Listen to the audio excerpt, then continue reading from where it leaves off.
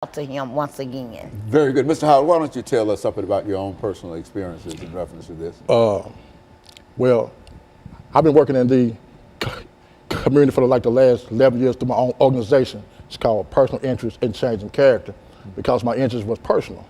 You know, I spent 20 years out here in these streets, you know, doing the things that we did, because we got caught up, you know, I went to college, so I'm college educated, but I got caught up in a lifestyle, and it kind of took me away from my family, but I was still to raise my kids. Now, after I was incarcerated, I came out here and I had the need to just make a change for myself and these young men who struggle in life from lack of opportunity, lack of hope, and so it's been a you know, tough 10 years, but recently, that whole struggle, that whole hopelessness, that whole lack of opportunity, you know, hit home.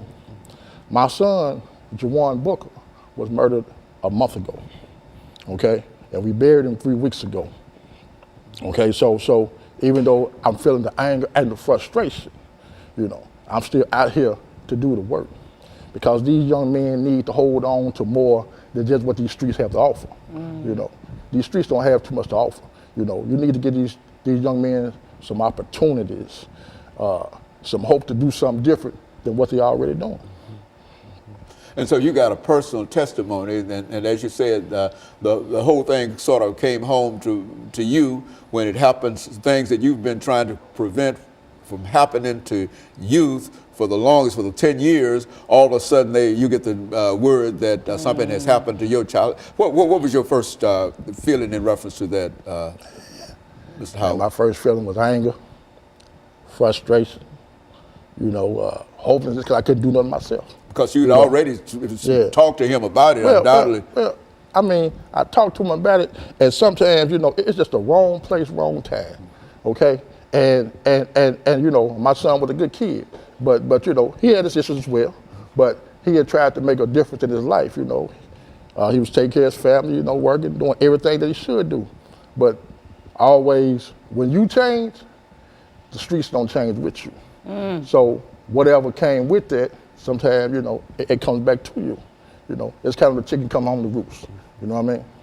And you know, it's unfortunate. You know, it's a struggle daily, but you know, I know that I can still continue to make a difference. And though I lost my son, somebody may not have to lose theirs.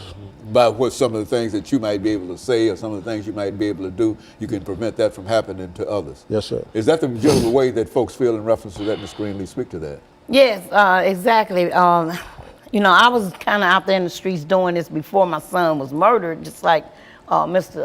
Howard. So, but it gives you more passion to really want to get out there to stop that next bullet for that next child, or just that innocent grown person that can be just coming out the door.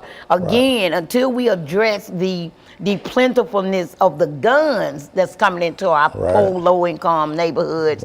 We can talk about the gangs, the bad use all day long, but we need to start also focusing back on how they're really getting these guns. I could say my son would have been still here if it wasn't for him getting, you know, them having that gun. We need to talk about why we don't have opportunities. Why every time something go on in our community, it get cut, low budget cut, campsites get cut, free lunch get cut, any kind of job program get cut. Why we always be the one to get chopped down? Now, I'm asking everybody, the system, elected officials and all, to just come together. And yeah, I do like the movie Tyler Perry have about haves and have-nots. But see, as one of the young men said, that's an illusion that's going on, but that's a true story. And this is how the system got us living. You know, it's sad because how I can go down one street and say, oh, look at those beautiful homes. And I turned on one little block and like, damn, it's a third world country. So why do we have to keep on being divided like that? So until we talk about socializing and socioeconomics here with our kids again, and let me just say this, Dr. Haney, when are we gonna get bold enough where we're gonna start talking about this in schools, libraries, churches, and just in open tables at home? We don't even have dinner at the table anymore. Everybody eating over there, everybody eating upstairs, and some people don't eat at home. I think until they let us start speaking on this and letting us, you know, one Sunday a month, let us come into church and talk about youth gang, teen pregnancy, drugs, all of this, guns. You know, my step grandson would still be here. The young man had the gun. He accidentally killed him, but where did he get the gun? So until we start talking about other things other than gang member, this and that, and not the solution, we just gonna keep on having these conversations. Right. Mr. Howard, what would you say in reference to trying to convince and say some other words to our young people? Well, the young people, they got a saying, you know what I mean, that I'm ready to die. But I want to challenge all young people to just, you know, find something that you want to live for. Ready to live. And live for that. You know, it's more to it than just coming out here and dying for nothing. You know, and the greatest thing out here is a lot of times these streets offer a sense of belonging, a sense of opportunity, whereas, you know, we don't have no job programs. We don't have nowhere for the young men and like women to go. We don't have nothing for them to do positive. You know, when I was growing up, you know, you always had something to do. I mean, the center state opened at like 11 o'clock. You know, now they have nowhere, no safe havens, and you know, it's just we need to find something for them to do.